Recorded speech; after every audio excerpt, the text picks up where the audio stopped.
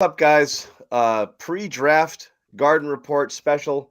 Um, you've heard a lot of basketball talk the last couple of days, um, with the Celtics pulling shocker of a trade, getting Oh their yeah, it's the end of an era, John. It's the and end of an era for sure. it is. We've heard Bobby's take a couple of times. You heard my take earlier today if you joined us. We're going to get Joe Sways. We're going to get Sherrod. Jimmy's going to jump on a show later.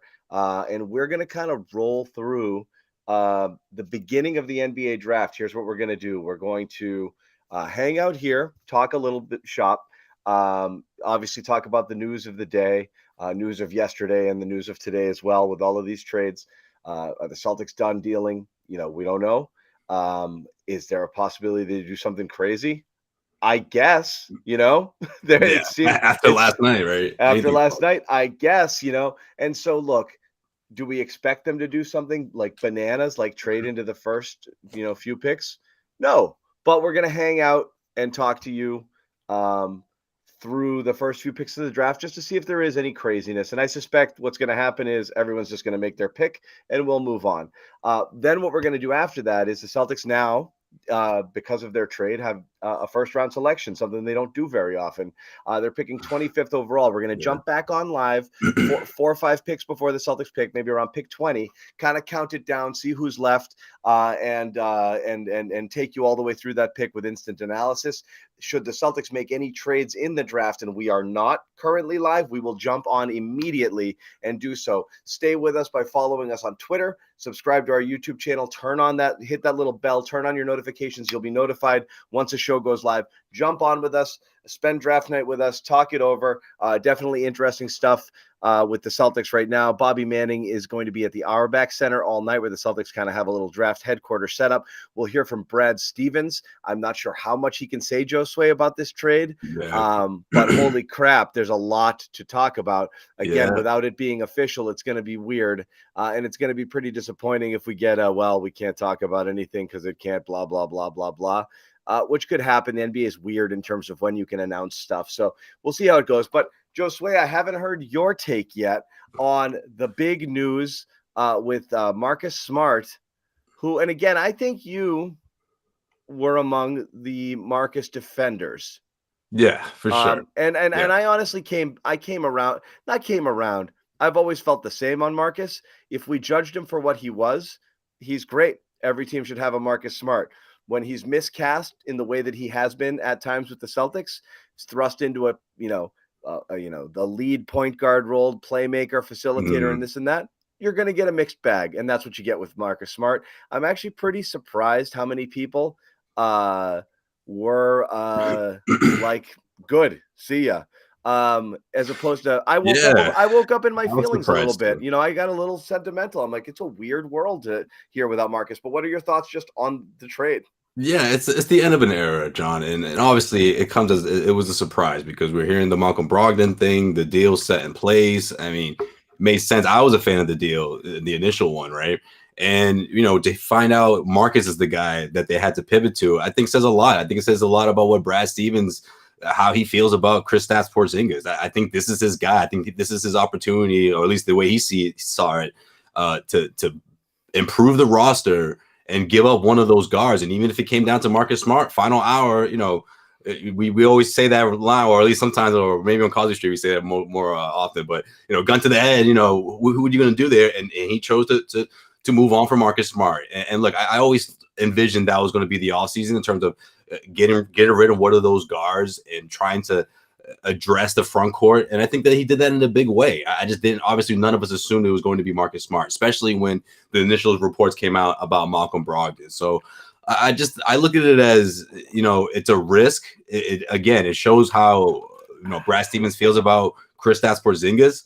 And I think at the end of the day, John, I'm sure you would agree with me on this. I don't know if you get a better player in return in the same scenario, right? You look across the league of guys that are available, especially, again, addressing the front court concerns, whether it's Robert Williams, whether it's Al Horford. I mean, neither one of those guys you feel really confident about having a long season, and I think Kristaps Porzingis helps that. They shouldn't be done, though, right? They still have to add pieces to that front court, to the second unit to round out the roster. But, look, Porzingis, everyone's going to point to the health history.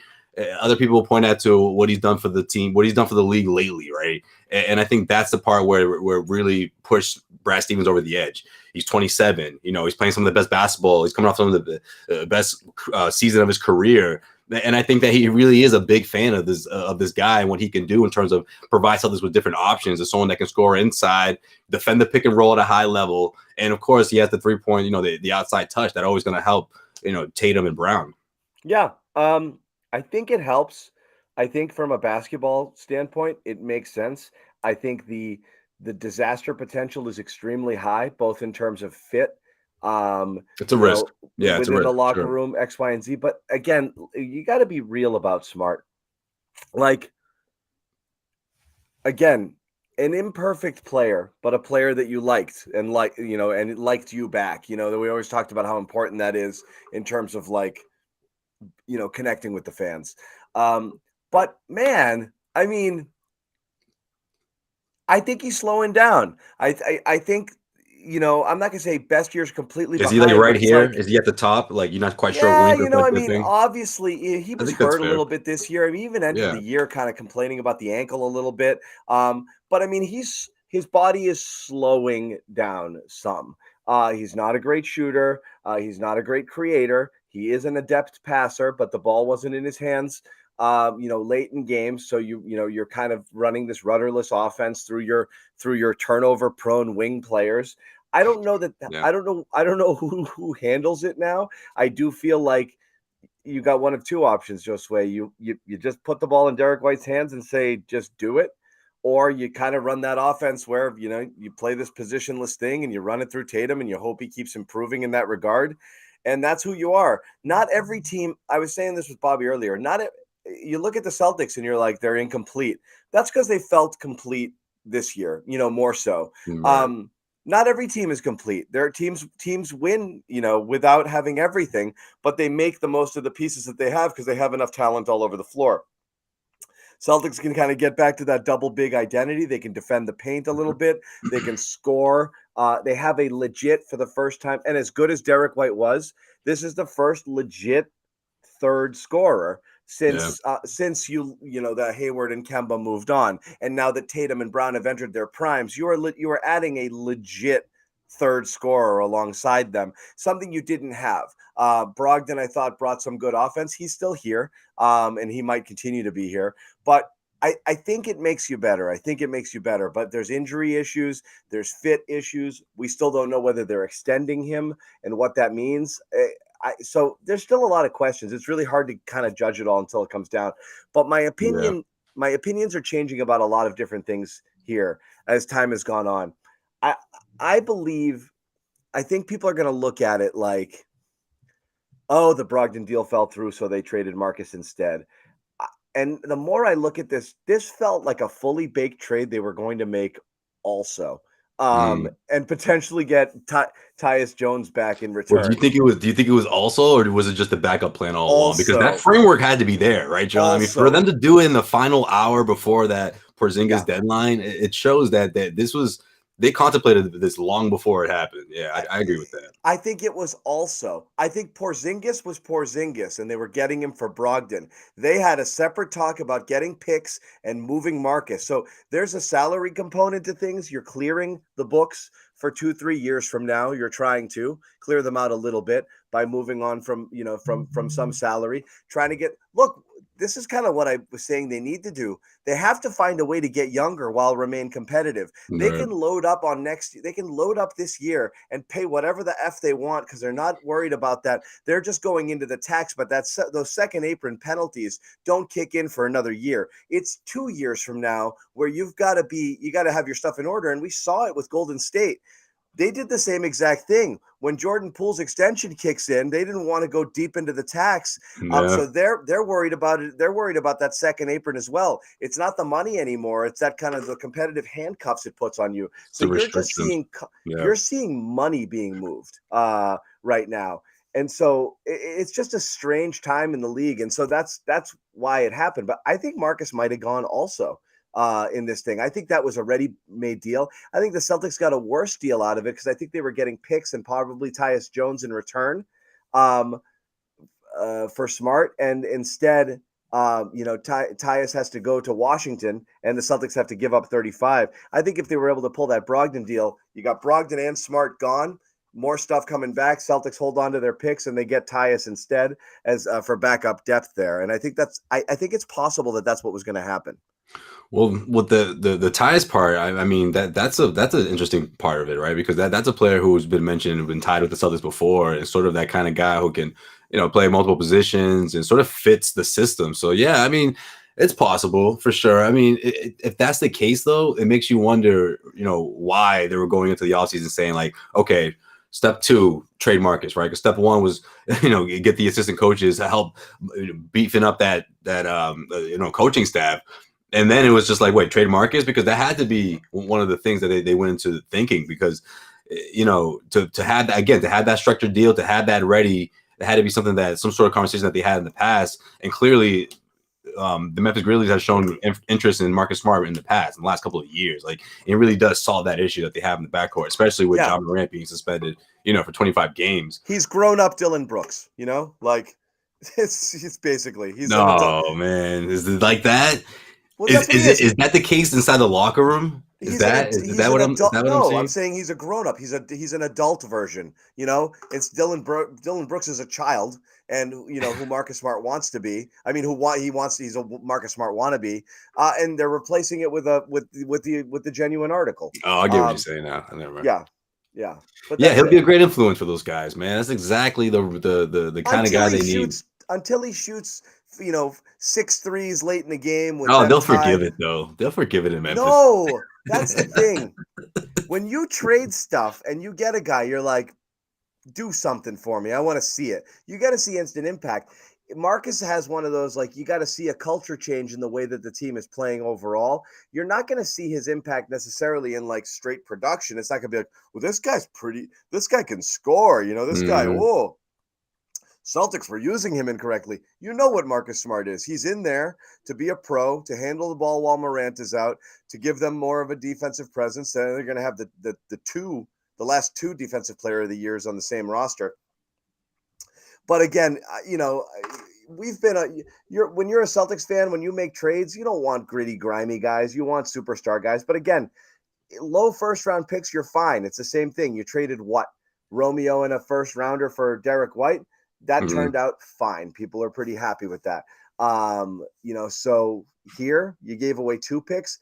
I don't know. I'm still looking at that Golden State pick thinking that Golden State could go sideways quickly, right? I'm not saying it's going to be a top 5 pick, but Golden State could implode. I mean, they could also win the title next year. I really don't know. There's and outside of top 5, which is is protected. So yeah, but they're getting older. They're getting smaller. Chris Paul, we'll get to that news in a little. It's a weird fit there. A team that likes to kind of play free and move a lot, and ball finds energy, and you're going to get this slow it down, get the best shot, pick and roll style, control freak point guards. It's not an awesome fit. So I am curious how that's going to go. He's also old as hell, so like, yeah, this is it, man. This is like the 9th inning right here of his career, man. Like, this is, yeah. I mean, look, it's worth the risk if you're the Golden State Warriors, but we'll get into that later. But no, real quick, I just want to, again, let's talk about Brad Stevens, because it takes a lot of guts to pull this move off, right? I mean, to pull the trigger in the final hour, to do it with that kind of pressure, because of according to multiple reports that extension, even though it could have been, or that deadline rather, could have been extended, they weren't willing to do that. So he was up against it. And, we talk about how people felt, the reaction from Celtics Nation. I feel like maybe I'm wrong about this, but I feel like the split in terms of how people feel about Marcus Smart really happened after he took over the point guard position, right? Being the starting point guard. And I wonder if Brad Stevens just looked at it as like, well, first of all, this team needs some sort of shakeup, some sort of identity. They have to go find themselves, right? And obviously it takes, trading up players for that to happen. And I wonder how much of that Brad looked at it as, well, maybe this is the way this team can grow, right? From this type of adversity. And this is probably the best, the most value I'm going to get out of Marcus Smart right now. So if there's a deal on the line, or heck, if he's in the way of me getting Kristaps Porzingis, then forget it. I'm going to trade this guy. I just feel like that was sort of his mentality, going into this. Like, he wasn't afraid to put Smart in a deal, because again, he thought about this way before it happened. I feel like I don't think this was one of those in the final hour. He thought, oh, maybe this is the first time I'm going to actually trade Marcus Smart. So you just hit it on the head, and this is why I've now come around in my thinking that the deal was going to also happen for Smart. Is the rush to do Porzingis was then to turn around and do Smart because they want the picks and they wanted them before tonight. So you could have kicked Porzingis down the road, but there was draft capital exchanging hands that was part of deals that they wanted to do. So I think they wanted to get it done now. If there was no other deal involving any draft stuff, as there wasn't really, but I think you had to do it because picks had to move. The Wizards had to get their picks, and it's possible it wasn't anything to do with the Celtics, but the Wizards needed their picks before the draft to complete any deal, and that was part of it. But it makes me think the Celtics wanted picks also, and they knew they were going to get some in that separate deal with Memphis, and they wanted to get it done heading into tonight's draft because, again, they've got some leverage now where they can make some moves if they wanted to. They can get creative now that they have, a pick this year and 2 picks next year, Golden State's and their own. They can start to get a little bit funky with stuff if they want to make some moves and do some things. So they can go in a couple of different directions. So I am curious what happens with this stuff and whether they do it. I'm just not sure whether or not they're going to do anything splashy tonight, but man, would that be something, right? Yeah, that would, especially tonight, in this draft. It's somewhat of a difference between 25 and 35. It's not a whole lot, but it'll be interesting to see how this thing breaks down and the kind of players that they have. I mean, look, I just hope it's someone that's more NBA ready, so to speak, right? I don't want to see these guys go out because they kind of they got to hit something here, right, John? I mean, like this is we always give them crap about their picks in the last couple of years and how they've, turned into guys who are not on the team anymore. You feel like in this spot, especially with the new CBA coming up and the trade or after the trading market, you got to maximize this thing. So it's not over in terms of like the entire the return. I'm not huge into the whole like go get a 23-year-old who can play tomorrow sort of thing. Like I'm at this point, it's best player available. What you're looking at is just somebody who can. You're looking for a rotation player. If you can find them, great. They don't have to play next year. You don't need players next year. You don't. Like, put it this way, whatever you need next year is not going to be solved by a guy you pick 25th in the draft. It's not. Yeah, like if you need an extra point guard, you're not getting them there. So I want a guy who's going to be good in Tatum and Brown's extension years, who's younger and controllable, and that's that. And if it takes a year or two, that's fine. I don't want a send him to France and never see him again project because we're never seeing Begarin and Madar ever again. We're never seeing those guys Madar again. Could be a couple of years away. You never know. You will never see them again. They're gone. I just wanted to be stashed. They were launched. So it's like if we hear from you again, then we'll talk. But I don't want it. Right, ping me, I guess. But I mean, enough.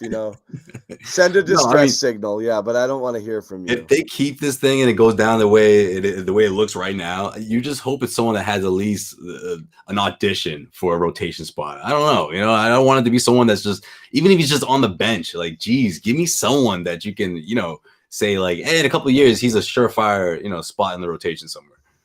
Yeah, we'll see.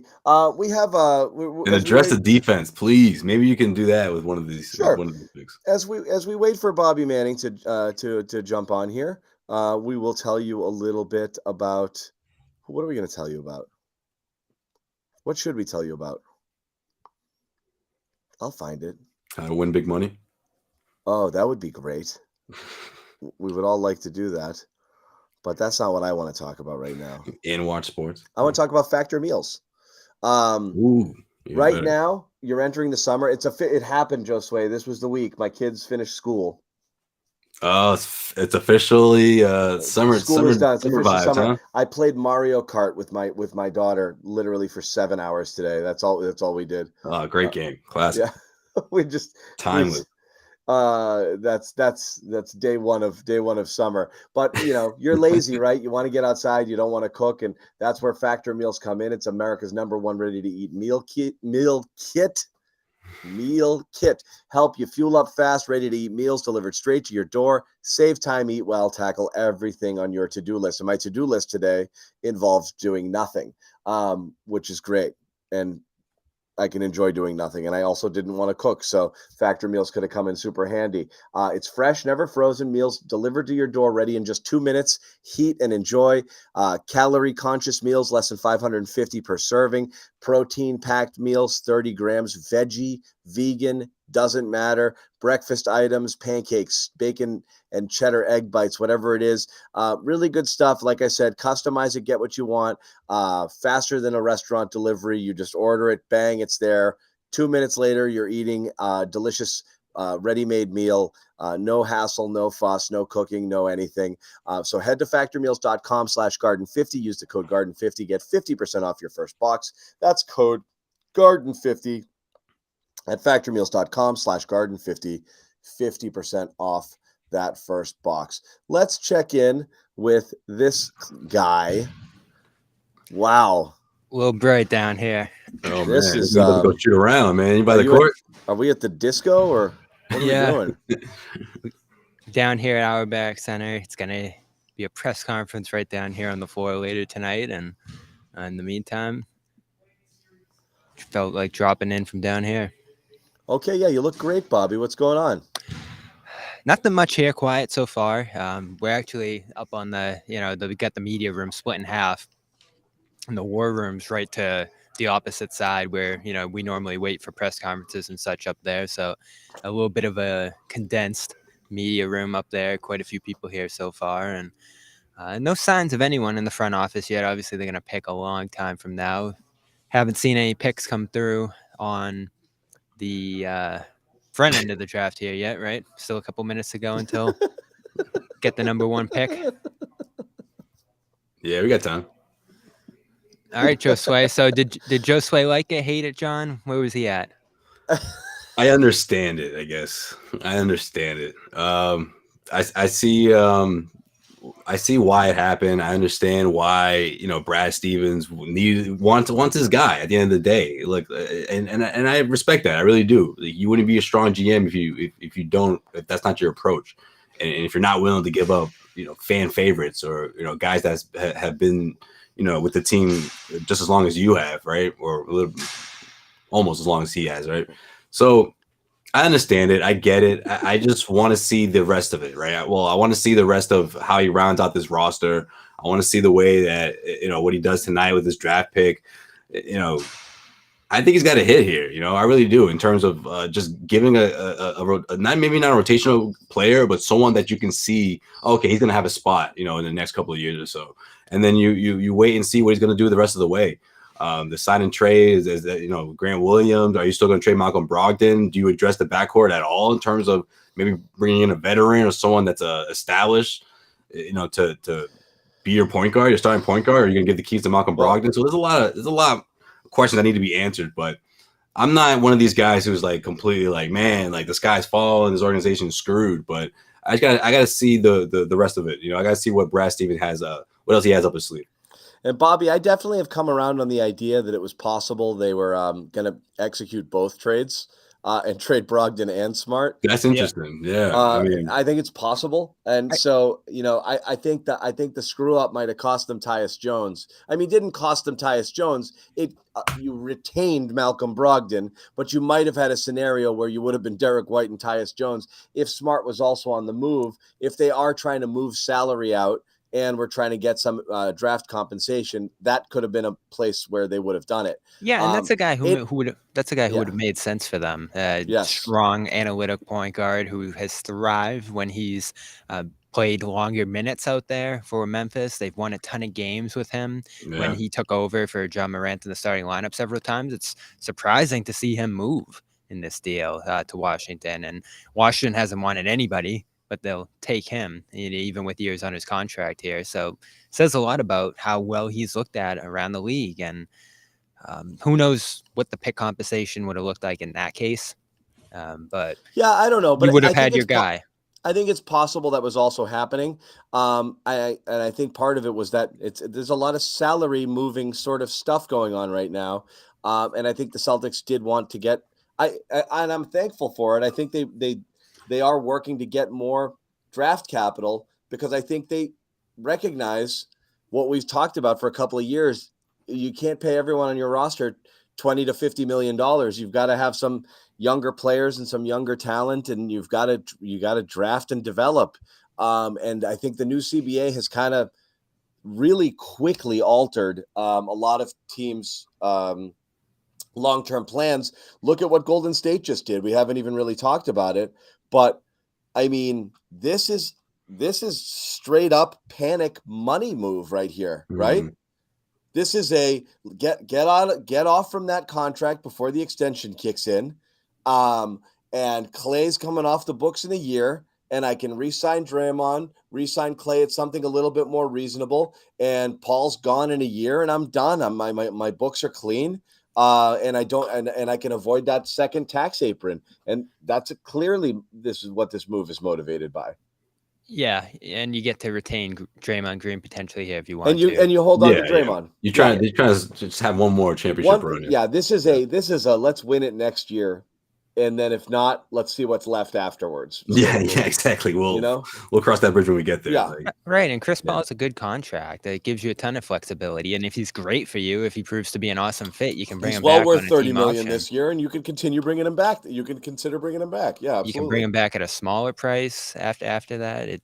You can move him at pretty much any amount that you need to in a trade as matching salary next year. So this is definitely much less about acquiring him, though I do have questions about the fit because he'll probably be there playing on that team next year as a significant piece of the rotation. Their style at all. No. And when they go small, boy, do they go small now. Yeah, right. Yeah, and more and more you look at this team, they're scrapping it together more and more each year. You don't feel great about their defense reaching that level it did 2 years ago when they won the championship, especially with Paul coming in and being a mainstay in that rotation. A guy who used to be a great defender, not as much anymore, definitely reaching the older stages of his career as well. He's probably going to have to play less, but that might rejuvenate him. That might get him to the playoffs healthier. I think the biggest reason you haven't seen him thrive in the postseason the last couple of years is because he's been hurt. And he had that great run with Oklahoma City that almost ended in a second-round appearance for a team that was not in a position to contend that year at all when he arrived. Bunch of young guys, bunch of holdovers from the last team, kind of a scrap-together roster in its own right. So, can he become a catch-and-shoot guy next to Curry? Do they run a little bit more pick and roll for him to suit him and have Curry off the ball a little bit more? Yeah, It's I think definitely that's intriguing. more. I don't know. I don't actually care. But well, John, if this hits, that's a potential contender. Golden State, they got to make sure he's not playing any more than like 40 games, and I'm not exaggerating. Like he's got to miss half the season because he's not gonna last till June. There's no way. As long as Steph Curry's there, they're gonna be a contender, and you have to take them seriously. But Denver's still that team to beat out West. There's no doubt about it, and. You look at this deal, it just the way they had to rotate back on a contract they just signed a year ago. Does it make them better next year? Because from a Celtics perspective, that's really all that matters because you have a piece of this team. You've got stock in the Warriors, and definitely. you want to see them tank. You think this makes them better next year?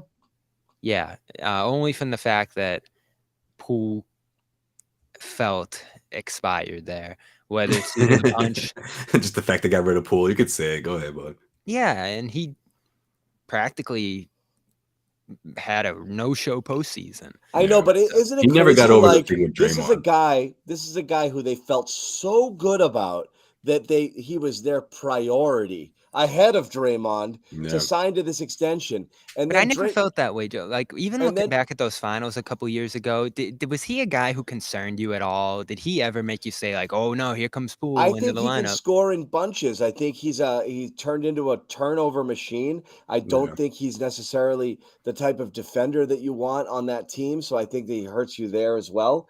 But I mean, would it shock you if he scores 30 points a game this year? No. I mean, no, not on that team.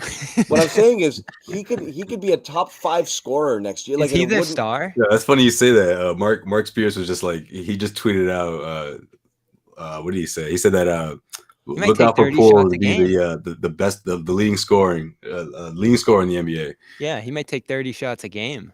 So yeah, he can score 30. So I mean, but I'm telling you, like you let a guy spread his wings. He scored 20 points a game on this team, and granted, it was 25 points per game in starter opportunities when somebody else was down. But even in a down year where he wasn't shooting great, he was turning the ball over a little bit too much, he still scored 20 points a game. You free this guy up, you're telling me he's not going to score 27 points a game on the Wizards next year?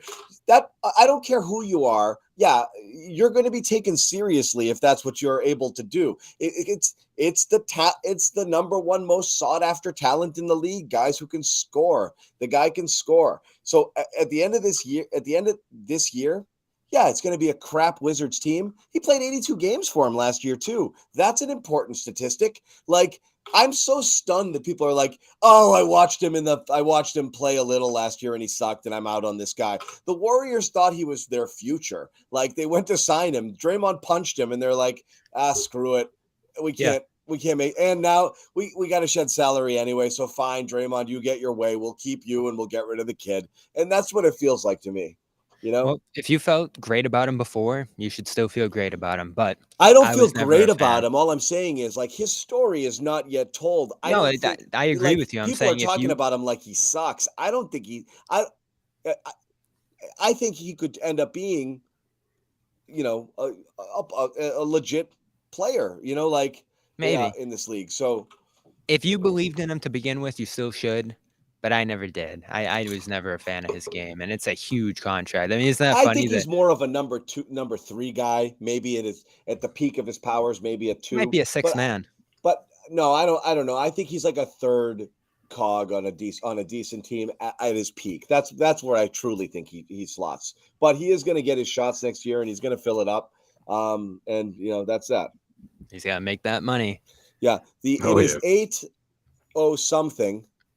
And the draft is starting. Let me ask you this. If you had like $20 million, like cash, and even if the odds are, a zillion to 1 that, that Wemby's going to be the number 1 pick. I don't know exactly what they were.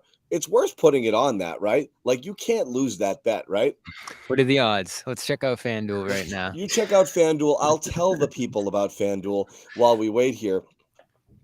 If you do want to get in on the action before the bets, and you do have $10 million, I would put it all. Facility. I would put it all on Wemby. Imagine that. There was like the Odin Durant thing, and like everybody just assumed it was Odin because they'd been talking about him forever. Imagine if Pop's like, nah, Scoot. That would be crazy. I was gonna say, imagine Scoot being number 1. The reason it would never happen is because you would get a haul to have somebody trade up for Wemby. So holding on to the pick means you're taking Wemby. So again, if I had $10 million, I would put it on. I would put it on this, even if it only won me $10. It's still worth it. But anyway, take advantage of this offer here if you sign up. If you haven't already signed up at FanDuel, Bobby, did you find the odds, or did you just say it and you wanted me to go look? We should find out. Did that mean me? No, I got them. They're coming. Okay. FanDuel.com/Boston, and no sweat first bet up to 1,000 when you sign up today. As I said, you can bet on any of these picks and props here. If you want to try to roll the dice and see who the Celtics will take, and these guys are going to give you some advice before we wrap up this show on who they would like to see. Like I said, sign up right here. Also, baseball in full swing, and no better place to kind of get in on that action than America's #1 sportsbook. Easy to download. You get paid right away. So make sure you check it out. Once again, FanDuel.com. No sweat first bet. You get that back in bonus bets. FanDuel.com/Boston. So back to the draft here. I only see odds for number 4, so they didn't put them up there. Board. Yeah, off the board. I almost put my 10 mil there. Make $2. I almost put it all. I almost bet all of CLNS. I've got the pink slips. I've got it. So yeah, the first pick is in, right? Pick is in. Oh my God, this is so suspenseful. This is so suspenseful. Who's tipping picks today? I don't think Woj is tonight. He's Yeah, not. he He isn't. decided. No, he said he's gonna be on TV this year. Uh, He might do it on TV though. He's not doing his creative tweets. You know, Shams is gonna though. let's see. Let's see who's doing it. What are the chances you think of something interesting happening at 2 or 3, or will people are the teams just going to hold and make their picks? Charlotte at 2 and Portland at 3. The latest reporting indicated that those teams have no interest in moving on from those spots at this point. I'm sure they had a ton of conversations. I have to think Charlotte postured quite a bit at that second spot in terms of picking Miller. Maybe they'll still pick Miller, but I have a hard time thinking that they're going to actually pass up Scoot at that spot. It feels like last year when the Magic were saying they were going to take Jabari Smith and then they went with Banchero. So I have to think that they're going to stay at that spot and pick Scoot. Portland, they would have had to have had a long meeting if Zion was available there. But the latest reporting I had seen is that New Orleans is going to hold on to Zion, try to make it work with him. And I think that's a right move from their perspective, even if they could have moved up to 3. I would not have given up on Zion based on, some serious injuries and hundreds of games missed early in his career, along with some salacious internet activity. But Baby mama drama. when he's on the court, and you said this, John, Yeah. he gives them a chance to be a championship level team. I mean, you like this guy as much as anyone. It's so tantalizing because he is. You talk about Wemby, being Zion is also one of one. There's nobody like him in the NBA. I mean, he is unreal, and he's smart. And he's a good passer too, and he's just an absolute freaking force of nature. He's borderline oh my God, it's Wemby. He's borderline unstoppable. Oh my God. Yeah, for a second. I was like, what happened? Oh my God. It's Wemby. It's Wembanyama. Up there it is. Wembanyama. That's a fun thing to say. It really is. Francisco.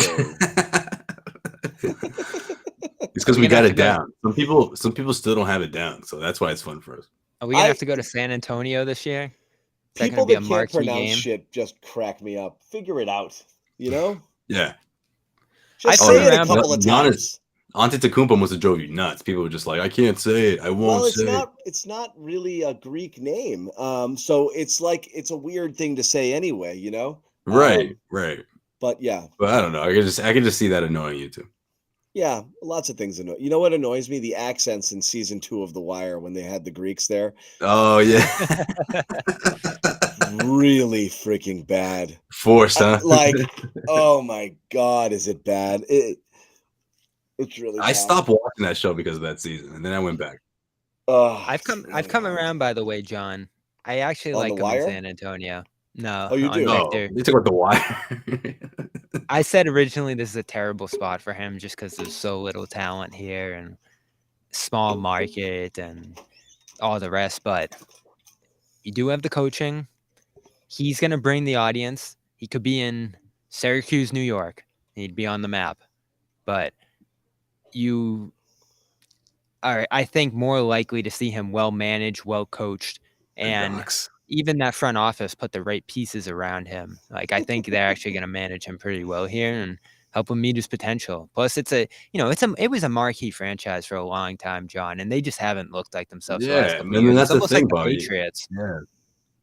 Well, yeah, that's the thing. And it's going to be fun to see him grow as a player, as an organization, what they put around him. How they're gonna. I like that. I like him to what start. What they put around him. Second option to Romeo. That's right. Second option right now. He is. I'm really excited to see him learn under Romeo. He's gonna do. Who was it?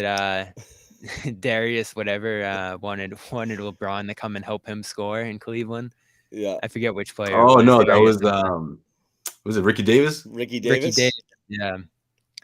Ricky Davis was immortal. He was gone months after that. He said LeBron's gonna come in and help me score more.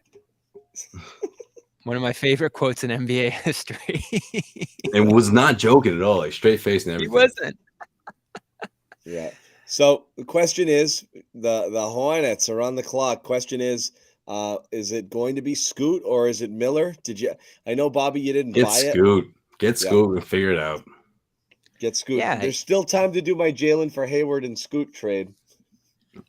I will say, and I'm backing off this a little bit now. I'm still all in on it. I will As much as I want the Celtics to address the backcourt again, I don't know. I will flip out like Taylor Kyle's, watching the Patriots select an undersized linebacker. I will lose my mind if they do that. If they make that. If Celtics Speaking trade of other destinations where Victor could have gone, John, I think you said this on lottery night. Charlotte would have gotten pretty scary immediately with this guy. Immediately.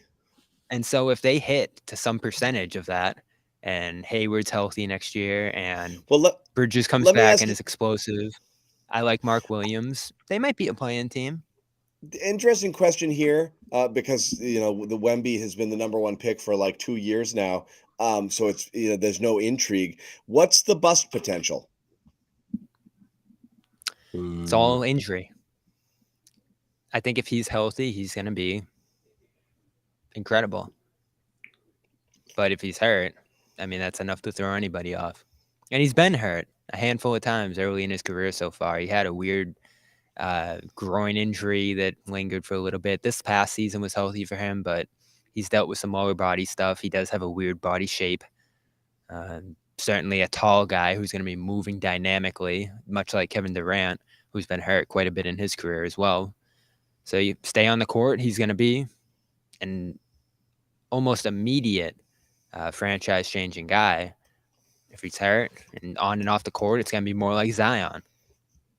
Yeah. Plus, he's got to except the opposite issue of Zion, too skinny. He's got to get in the gym a little bit, and that's just something that all superstars have done. I know what he said recently about that, and maybe he thinks that the NBA is going the other direction. I mean, I'm sure people taking better care of their bodies and being more fit. I think that's another part of the because of the proper resources that NBA has. So it'll be hard for him not to, to just say like, no, I'm not going to do that. So I'm sure it'll just come with the territory, but it's always worth mentioning, especially when you see someone of that stature and you're worried about his health and if you're going to be able to stay healthy. Someone that tall and lanky.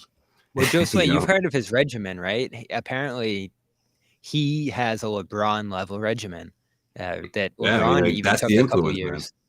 Man. Yeah, and Windhorse was saying it took LeBron 3-4 years to get to the regimen this guy's been at for a little while now. So it is probably industry into itself. The kind absolutely, of stuff he's doing to keep himself healthy.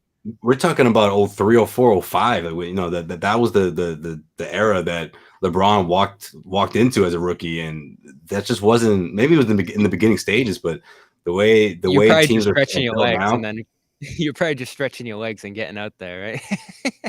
I mean, pretty much, and it's telling the rookies to relax with the fast food, right? I mean, a lot of these NBA players they don't start taking that out of their diet until like the third or fourth season. Turning no soda and no fast food, and just having a strict diet. Just that alone. But yeah, I mean, LeBron learned, and just like the guys that came before him, But now I feel like it's built in from the AAU level. I'm not skeptical. I just I'm always skeptical of guys that tall. I think injury is in play. I also think it's just a lot of moving body parts. It's just hard to kind of pull it all together. I also think like, we're seeing like, I know, his team and, you're seeing this in the clips. I mean, like, let me ask you this. What does he need to do to be dominant? Like which aspect of his game? Wow. Yeah. Hornets went Brandon Miller. They did. Did they really? Wow.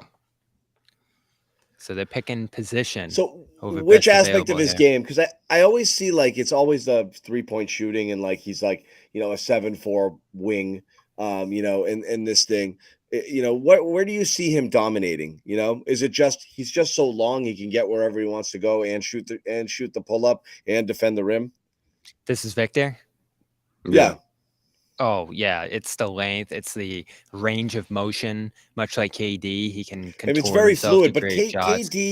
KD scored like 28 points per game his freshman year and led the nation in scoring, and literally was the same guy from the moment he stepped on the court till the rest of his life. Like Wemby shot 27% from three in France last year. Like Right.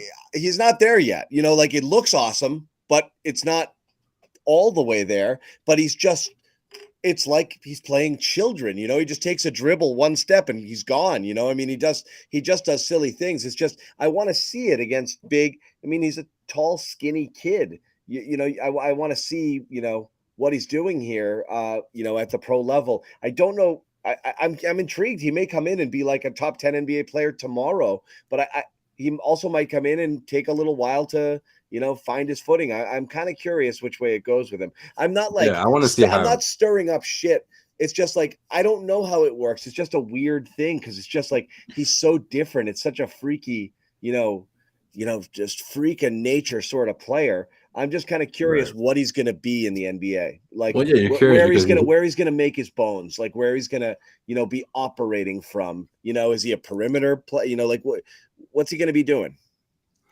Yeah, you're curious because you want to see how he looks against opposing NBA defenses, right? You want to see how they're going to strategize against someone who's going to be the focal point of the offense. Shams and has Scoot at three go-to also, guy. for what it's worth. Scoot for Sham says Portland's making the pick. It doesn't sound like there's any trade in play here either. yeah, Damon Scoot it is, huh? And Simons. For They're now, both, at least. My two trades are gone.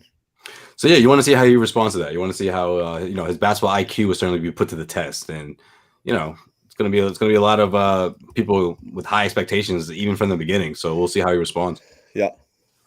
Yeah, Windhorse had a lot of really interesting stuff on him. Obviously, you spent time with him over there, and I guess he was watching like old school dribbling clips and such of who was that old Hawks legend there, the great dribbler from way back. Can't think of his name off the top of my head, but he was watching those clips of the great players from way back when and learn how to dribble and do all the things those great perimeter players could do. And it's just he's a dynamic player. He blocks shots. He goes from inside to outside, and he'll be blocking 3-point shots. There's almost like a Rob aspect to his defense and a comfort level. And this guy's prepared. Like he's been working years and years at a professional level out there in systems that are oriented toward setting him up for the NBA. Yeah, I mean, I think he's Like it's he's almost humble. Kobe-esque how he's coming up, John. Yeah, he's I mean, he could be amazing. I really want to see it. I think the bust potential is only because of injury and the height and this and that. But I'm just curious how he comes in and the type of impact he makes right away. It may be instant.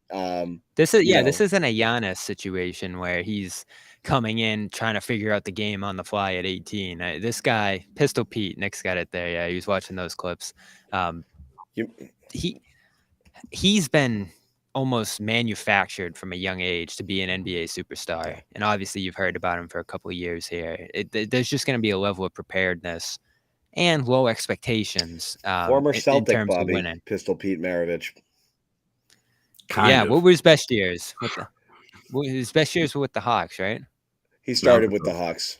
Yeah. He was here in Boston for a very last little bit. He was also on the New Orleans Jazz as well. Do you remember him? Pete? Oh, mainly in clips. I mean, again, we're talking that's a while ago. That's clips. We do want to show we have a reaction here. You remember him? From Jason Tatum. Jason Tatum reacting. Oh, I was just about to send that to you, damn it. Would you want the credit? This, fine. Huh? I'll tell the viewers, Josue, that you sent it to me. Is that okay? I'm sending it now, anyways. Jason Tatum to Marcus Smart, my dog forever. Grateful for you and how you pushed me and helped me along this journey. Never change. Keep being you. One of a kind, can never be replaced. My brother for life. We're gonna link back up one day and get us one, no doubt about that. That's interesting. Until then, much love, Brody. That's it. They're gonna link back up again one day, huh? They are. Tatum is going. You heard it here first. Jason Tatum is joining the Memphis Grizzlies in free agency in 2 years. One day. Yep. Did this I like happen it. yet? This I like it. The It's the first one we've Blazers seen from anybody, right? are Any making the pick. player. Right now, we have no indication that anybody's trading any of these picks, right? No.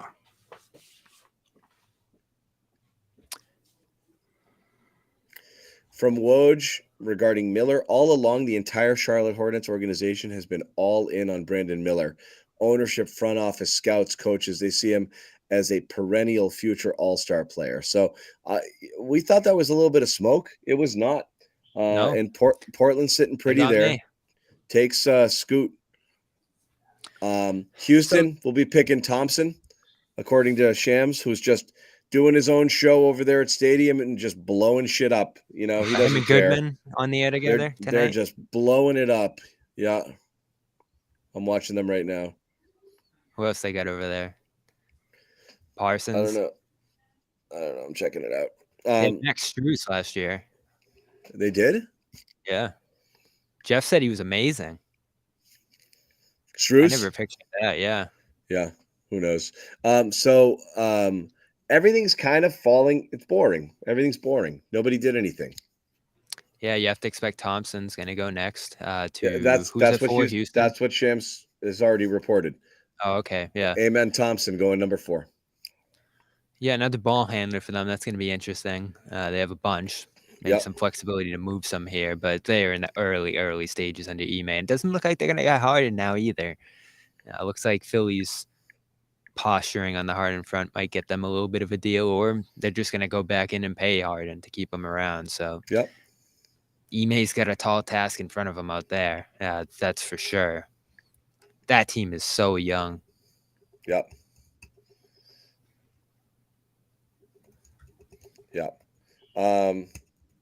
So no splashes here. When did the Clippers get worried? When were they worried about trading for someone that might be, a health concern? I kind of wonder that. I wonder honestly whether that was they have other things they're thinking of doing. That's they what got I'm cold thinking. feet. They wanted to extract something else. They started to dick around. They started to drag their feet. And Brad's like, I'm not doing this. I got to get this done.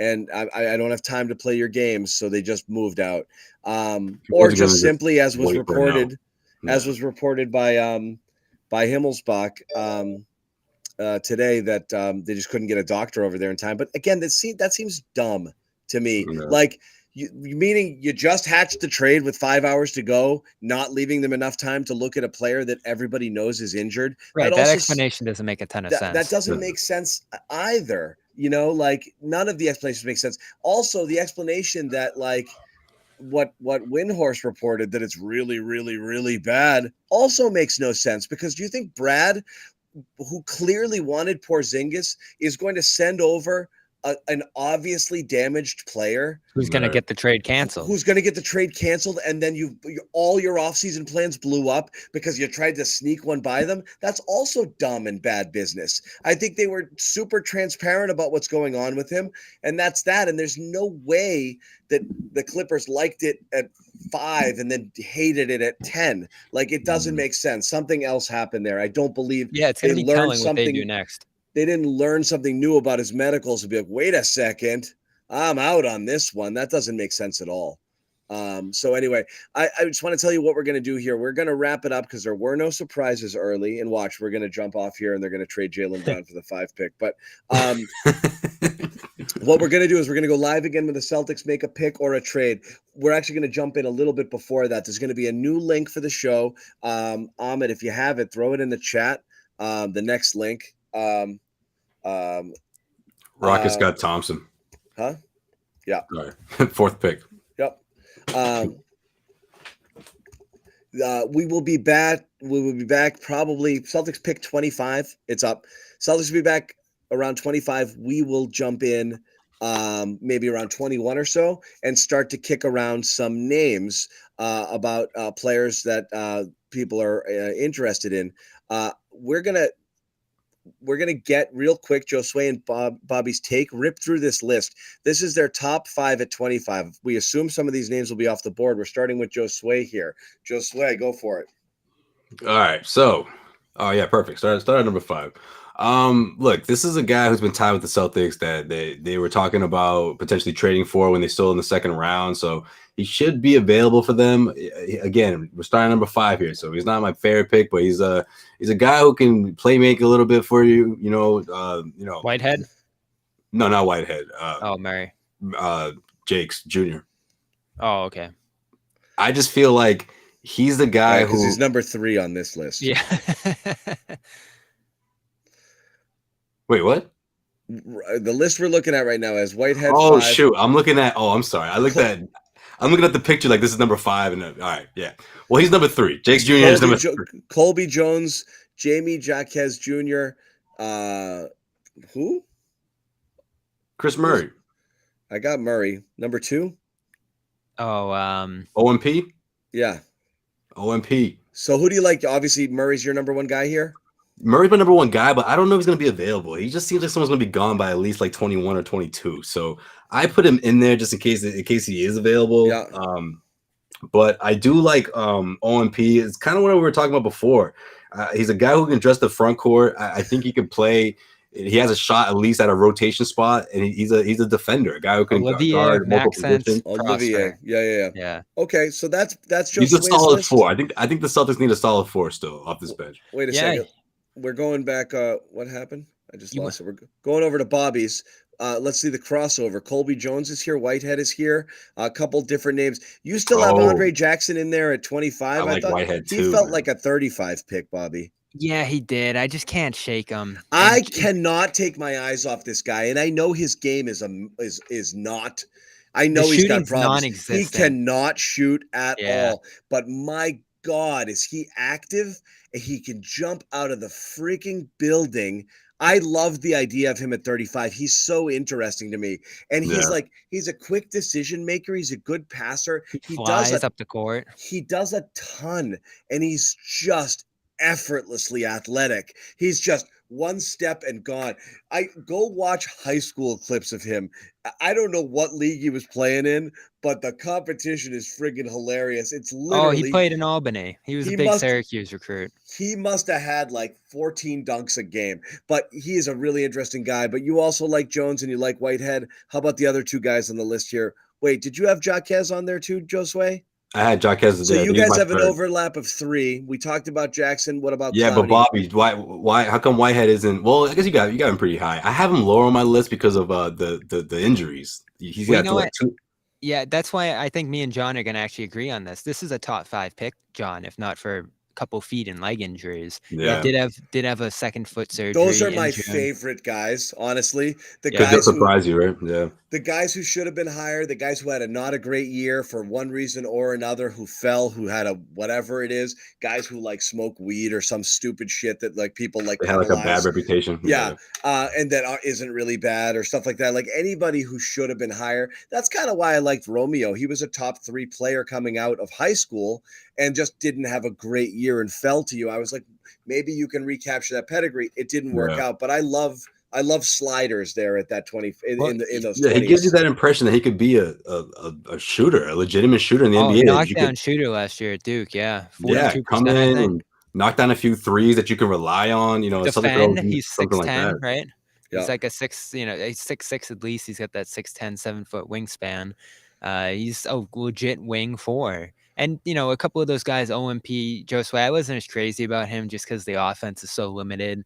It's going to be tough, I think, for a Joe team in particular and just the league in general now for guys who can't really shoot. Jackson's like far, far back on my list, John, even though he does make the top 5 there. Because these guys need to get on the court, right? He's interesting. They're not going to get on the court. I just want another defensive piece in that front court, man. If it's one of these rookies, I think he's easily the best one. I want he'll be available. I want some wing depth, and I need some wing depth, but also guard depth. You need some freaking athletes. You need some athletes. Like, well, Murray would be perfect, man. Like what's lost a little bit in what the Celtics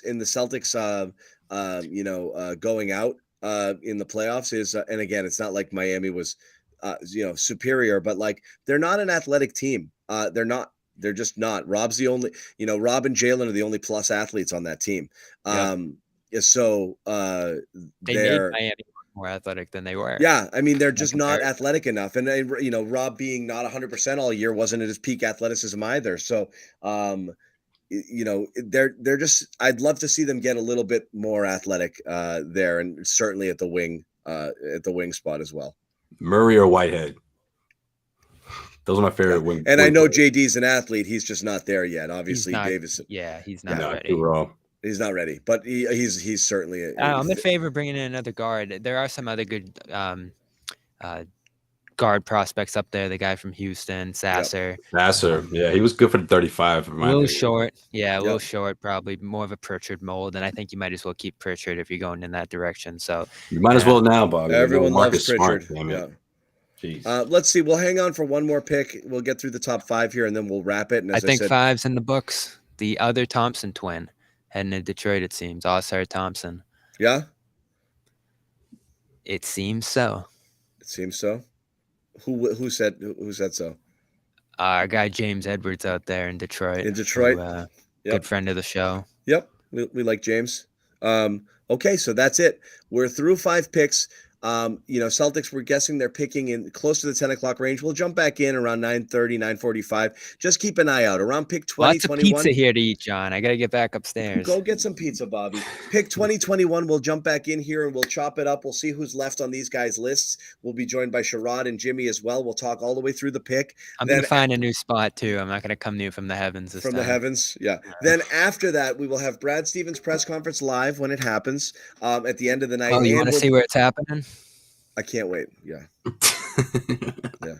There it is. And we'll jump in live right after. Bobby, I'm actually heading down there to give you guys a piece of equipment, so you might see me in a minute. But other than that, we will we'll catch the rest of you guys later on tonight as the Celtics make their pick right now, number 25, unless they make a move. And if so, we will jump up and go live right away. We'll see you guys a little later on. Thanks for hanging out. See you about an hour or so.